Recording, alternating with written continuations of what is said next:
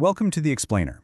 So today we're going on a bit of a detective story to uncover a multi-billion-dollar mystery that's hiding in plain sight, right in the heart of the financial world. It's a story all about phantom profits and some very clever statistical illusions. Our story kicks off at what looks like the perfect crime scene, a trading strategy that, at least on paper, seems like a literal money-printing machine. This chart? It's called a backtest. Basically, it's a simulation showing how a strategy would have done in the past. And man, this one looks like an absolute home run. But this is where we have to stop and ask the really big question. Are these absolutely jaw-dropping profits the work of some kind of financial genius? Or are they just a phantom, a really clever statistical illusion that's designed to fool us? All right, let's really dig in here. To solve this mystery, we first have to get a handle on the main tool involved, the backtest. It's pretty simple, really. You take an idea for a strategy, and you just see how it would have played out using historical data. But here's the thing. There's a huge catch. You know, the legendary physicist Enrico Fermi, he warned us about this ages ago. He basically said that if you have enough knobs to turn, enough variables, you can make any set of data tell whatever story you want it to. You could even make an elephant wiggle its trunk. And this right here, this is exactly what that problem looks like in the world of finance. What you're seeing is a computer just churning through thousands of possible settings to find the one perfect combination for past data. That bright green spot? It looks like a jackpot, but it's really a trap. It's called backtest overfitting, and it's where a strategy is tuned so perfectly to pass noise that it mistakes random luck for a real predictable signal. Okay, so this brings us to the first big crack in our case, a classic statistical problem known as selection bias. It's a surprisingly simple trick, but it's incredibly good at creating these financial phantoms. To really get how this works, just imagine this scenario. An advisor sends out, let's say, over 10,000 letters. In half of them, she predicts the market will go up next month, and in the other half, she predicts it'll go down. A month goes by, so what does she do? She just tosses out the list of people who got the wrong prediction. Then, for the group that's left, she does the exact same thing again. Half get a prediction for up, half for down. She does this over and over for 10 months. And at the end of it all, you've got this small group of 10 people who have received a perfect track record. 10 correct predictions all in a row.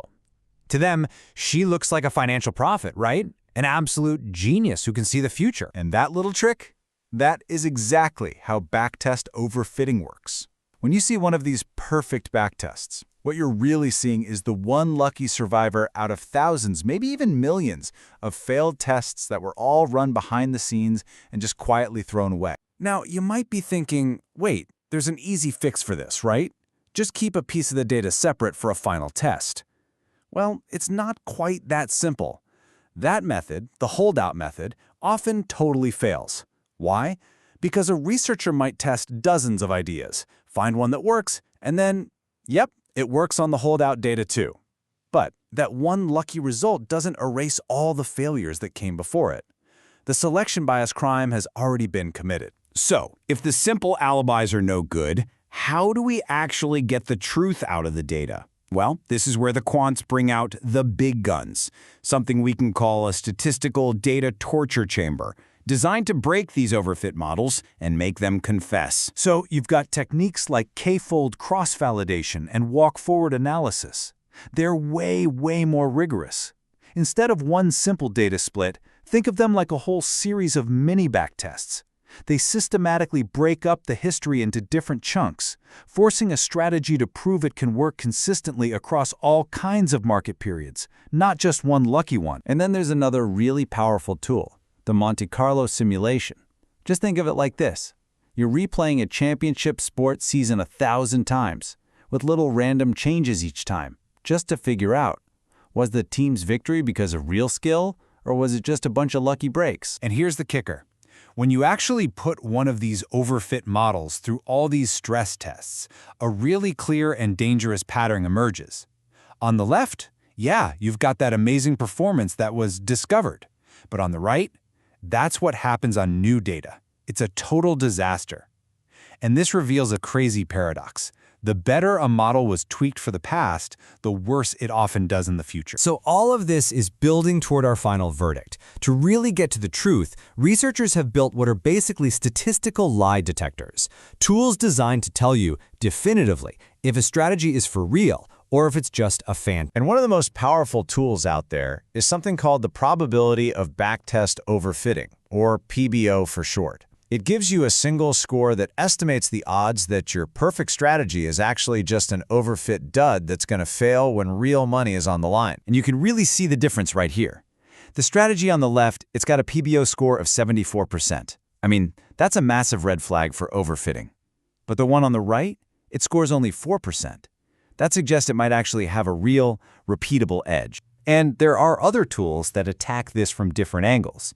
The deflated Sharpe ratio, for example, goes right after that selection bias problem. It actually adjusts a strategy's performance score down based on how many different combinations were tested to find it.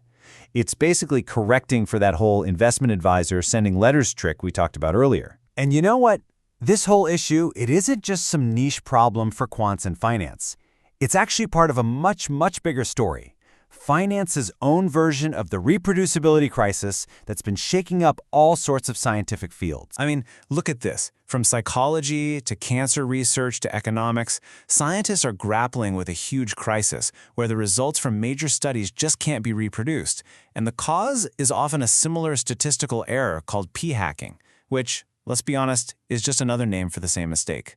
Backtest overfitting is finance's secret p-hacking problem. So, what's the bottom line here? It means we absolutely have to treat financial claims with the same scientific rigor we'd apply to any other field. It's the reason for that old insider warning, beware of fund managers bearing double y-axes. It's really just a clever way of saying, hey, be skeptical. If a chart looks way too good to be true, it probably is. And all of this leaves us with one final and kind of provocative thought. How many of the proven strategies being pitched to investors every single day are nothing more than statistical ghosts, phantoms in the machine, just doomed to vanish the second they face the unforgiving reality of the live market?